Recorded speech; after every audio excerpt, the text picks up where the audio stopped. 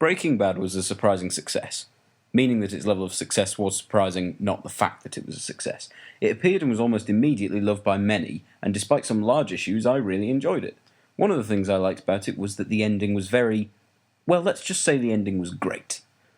But when something is big and popular, it's obvious that an ending can never really be an ending. Audience members cling to the franchise like a child clings to a blanket, hoping for one more series, and creators can claim artistic integrity all they want. We can still see the dollar signs in their eyes. So one way around, this is the very risky spin-off. On the one hand, Frasier, on the other hand, Joey.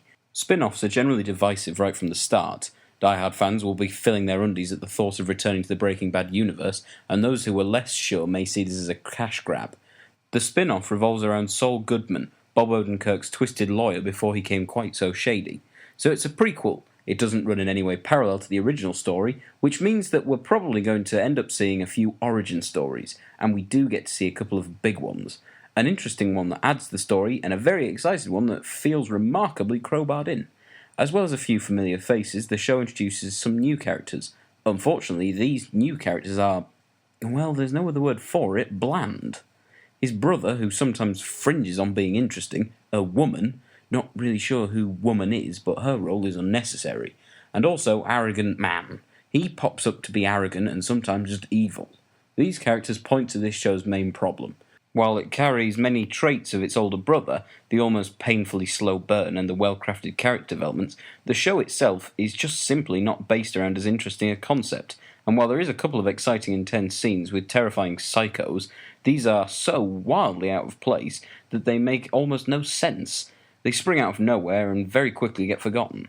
This origin goes back so far that, for the most part, it is its very own story, about a man trying every which way to become a successful lawyer.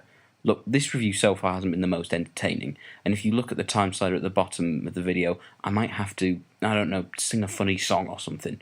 But I find it rather difficult to come down on either side. On the one hand, it was a spin-off that seems to actually be simply trying to tell a different story in the same universe, and thankfully they so far haven't drafted in a Walter White cameo, plus it feels like Breaking Bad. It's just that the source material is a bit boring, and some of the new characters aren't particularly well-rounded. As Breaking Bad came to a close, Bryan Cranston became some kind of pin-up for American accent executives. They would spunk themselves if they were even in the same room as him. Even though Bob Odenkirk's performance was great, I don't think he'll get even a semi from these executives. It just isn't a breakout role. Hell, I even preferred him in Breaking Bad. I'm sorry that this review wasn't very funny, you entitled twat.